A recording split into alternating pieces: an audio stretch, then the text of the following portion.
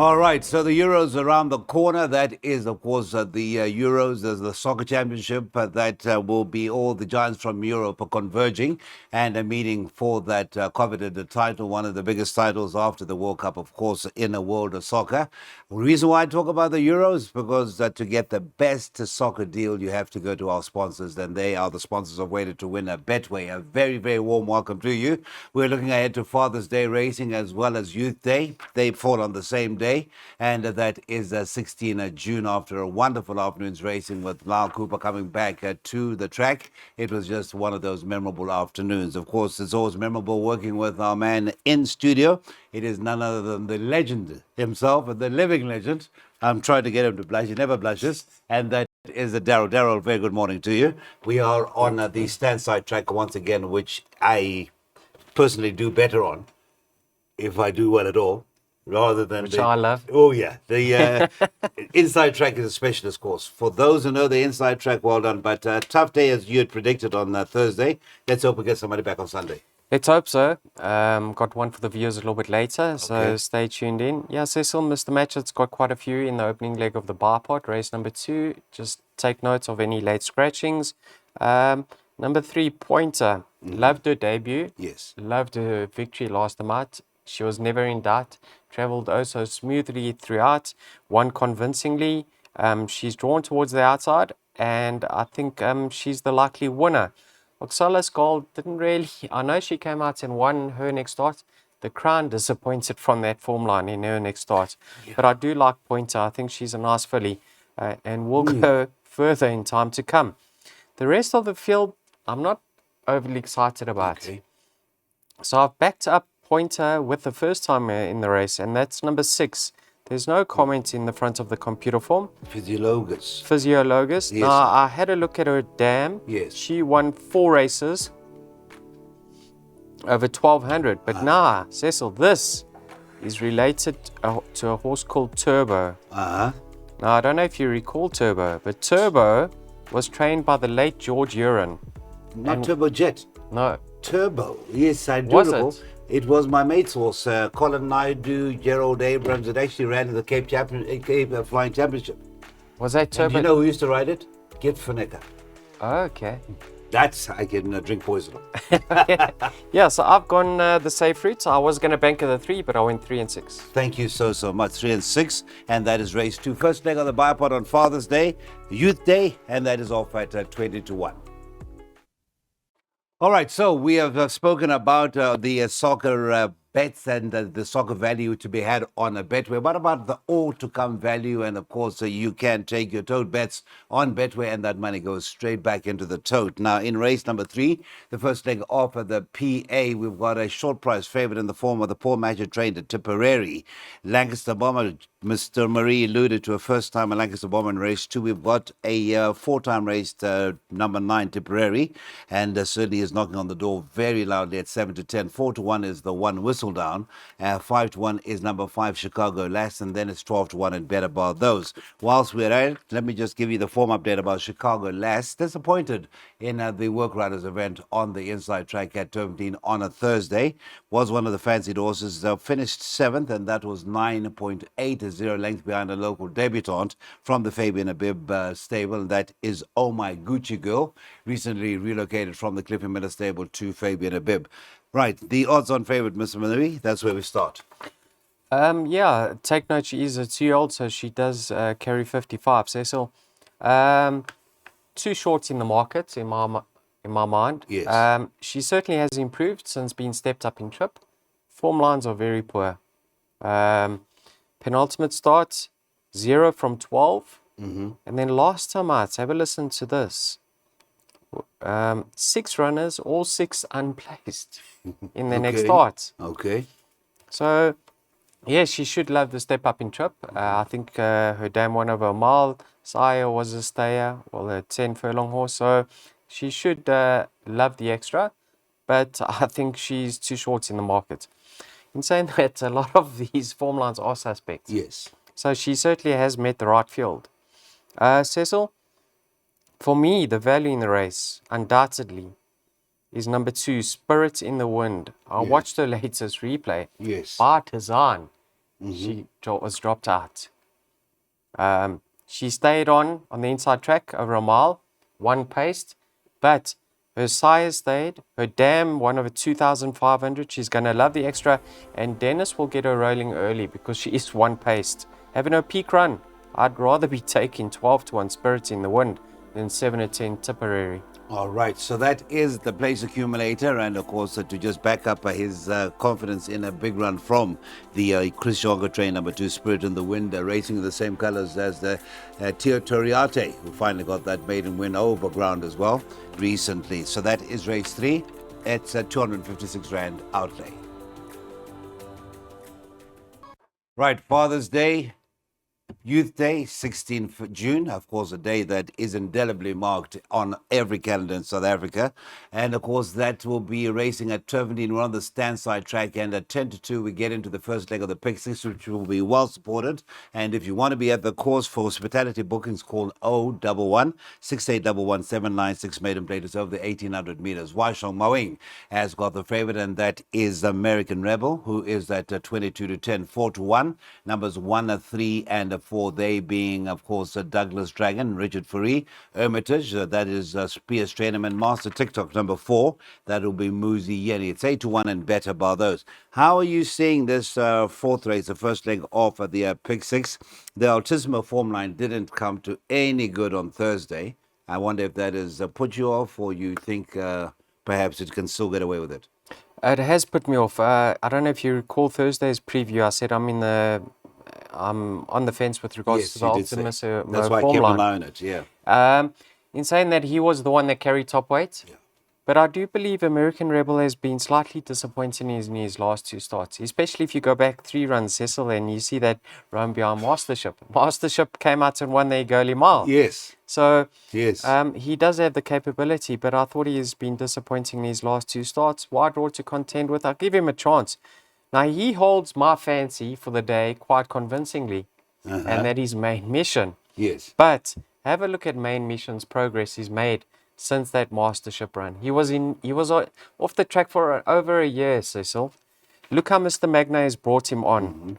He improved in his second run after arrest. He improved further in his third run after arrest. Although he got beat further, that run behind Inner Blue Moon wasn't a strong field whatsoever. And last time behind Strewn Sky, second in that race was Tax Haven. I'm hoping by now Tax Haven has franked the form on Saturday. Yes. But I watched that replay, and at the top of the straight, Strewn Sky and Tax Haven both quick and better than him. And this horse ran all the way to the line. He's now cherry ripe. The stable is firing. Danielson's riding with a lot of confidence. At 8 to 1, Cecil, I'm saying to the viewers, you have to have a bet on number 5, Main Mission. Even if you go each way, I'll be shocked if he misses the money. So for me, the value in the race, number 5, Main Mission. Darryl has gone wide. Darren, in fact, has also gone wide in that first leg. 1, 2, 3, 4, 5, 6, and 11. And if you needed any more confidence, I think Roy Magna's strike rate with his last 12 runners must be at least 65% plus as winners. Of course, it will be a halfway stage when we get to race number 5 on Sunday at Turffontein. We are pre-recording on the Friday. And of course, any comments as far as the racing thus far over the weekend or today in particular, do get in touch with us via our X handle or indeed our WhatsApp number. Now, race number 5 is a classified stakes over the 1100 meters. And in race 5, you've got a runner that was recently in KZN, and that is Simply Magic, who finished 2 and just under 2.5 lengths off the winner, who was a Spirited Flight in a very competitive sprint indeed. The 2 Golden Chandelier, 5 to 1, 6 to 1 about the 9 Enchanting Lady. 13 to 2 is the 8 What a Lucy, recent maiden winner. 7 to 1 about the 13 Delta's Sword. And then you've got the 12 Raining Rubies at 8 to 1. It's 10 to 1 and better by those. It is over the 1100 meters, and that beggars the question, Mr. Marie. What a Lucy certainly has another win or 2, if not more. Is this the ideal race to possibly see What a Lucy go close? Well, the fact that she's very fit and she's drawn towards the outside, those are 2 positives, and she's lightly raced. Yes. Cecil, if you have a look at the best weighted column, number 11, Dual Agent, and number 12 are joint best, but then it's a minefield thereafter. I mean, they're only half a kilogram best in over here. So There's several with chances. It's a very tricky race. If I had to pinpoint my top pick, I'm leaning towards number 13, Della's Sword. Yes. But I went as many as 8 runners in the PA and the bipod. So I'm not going to sit here and try dissect this race. Okay. I think if you can afford the field, go put the field because it does have that look about it. I hope you've included the 9 Enchanting Lady. Gavin, I sticking have. with Enchanting Lady, yeah? I have put her in. I've even put number 11, Dual Agent, to, according to the jockey arrangements, isn't the stable elect, but you know what Mr. Tony Peter is capable of doing. So let's see how she goes. All right. Thank you so much. That is a very trappy race. There is a jackpot, and I think it is the same sort of horses that would be in the PA, but you haven't got told. Oh, no, that's Darren Burrows. My apologies. Again, I keep apologizing. It's Mr. Burrows has omitted the 9, but again, he sees it as a very trappy start to jackpot 1. That is race number 5, and this will be a classified stakes with an average merit rating of 72. So let me stress, Darren Burrows is the jackpot selection.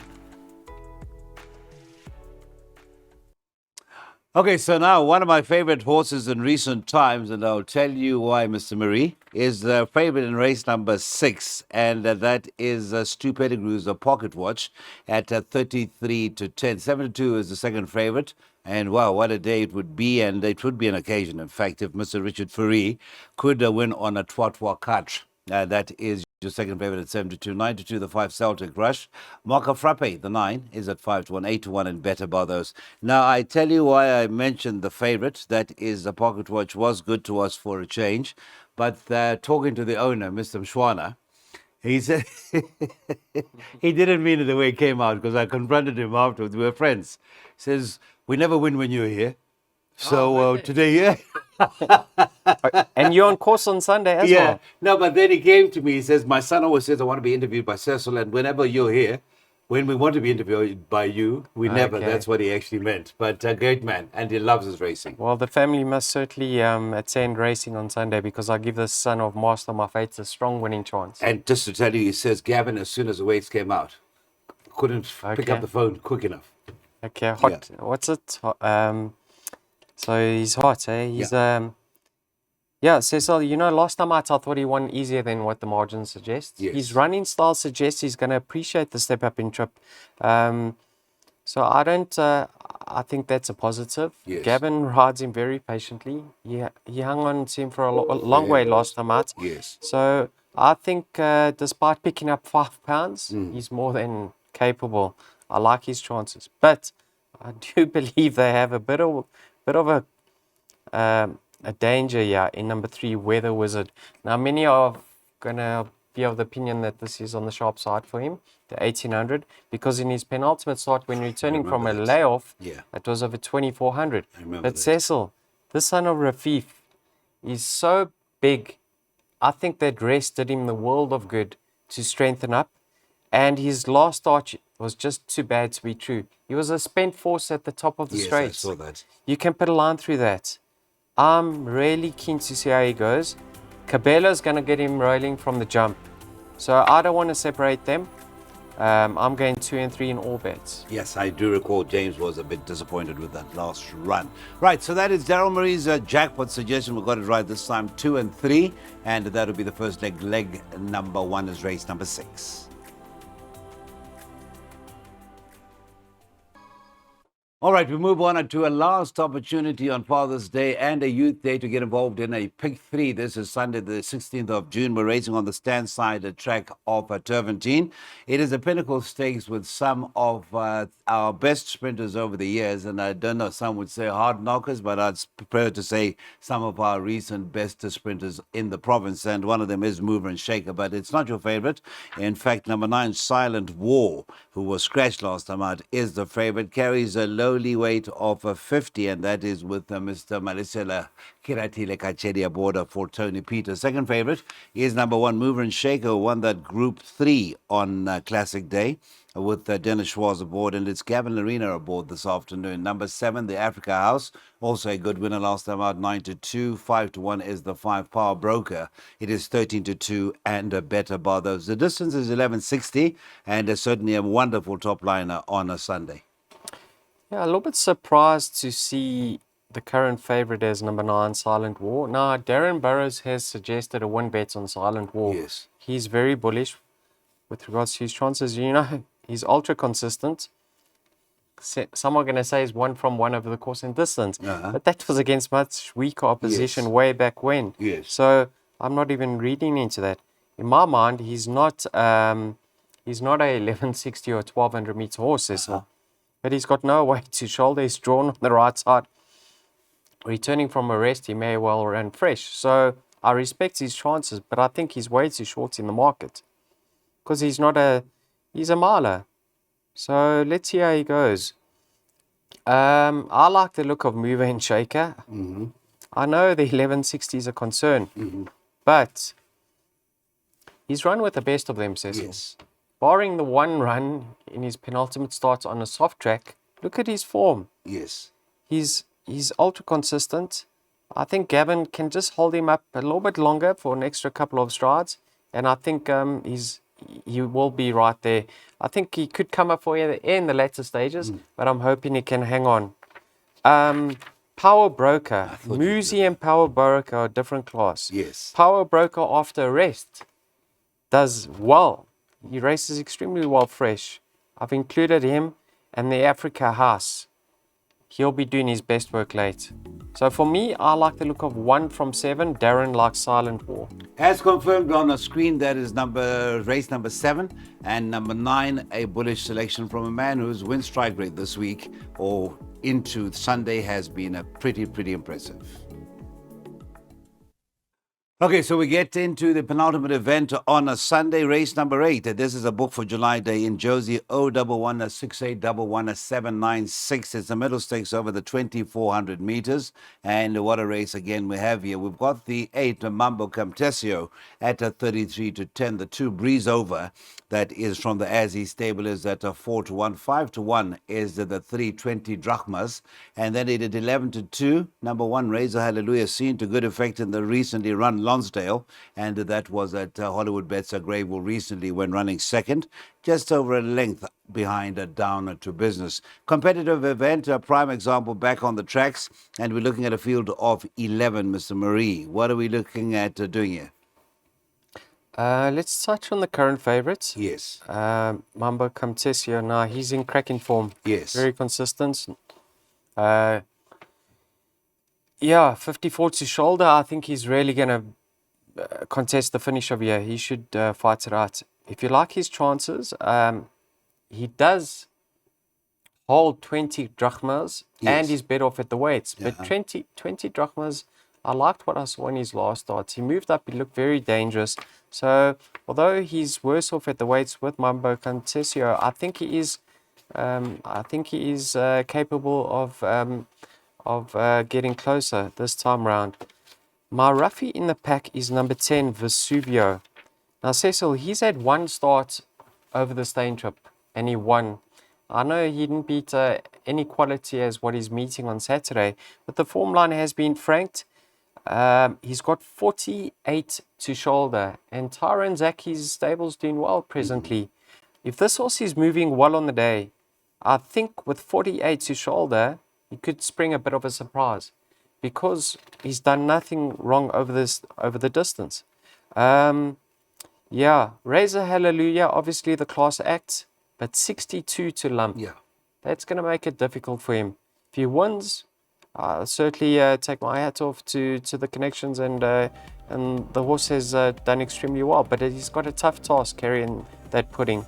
Yeah, so I'm leaning towards Vesuvio as the value in the race. Okay, Mr. Burrows has gone the top weight from your first choice. That is not your first choice, but one of the horses you discussed, Mambo Camtesio, is the current favorite. 1 and 8.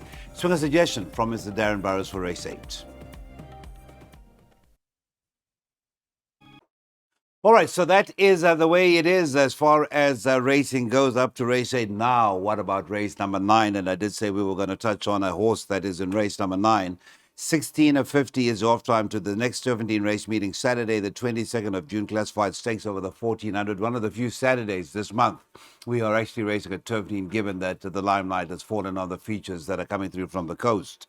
But in a race at number 9, in form number 3, Putin's Promise, once again to be partnered by Smanga for Corbus Roo, is at 7-2. Number 1, Rosario Finale, is at 4-1. 11-2 is the 10 Zip Code. 10-1, the 2 Houston. 10-1, numbers 5 Viva de Janeiro, and the 7 Majestic Touch, also 10-1. It is 11s and better bar those quoted runners.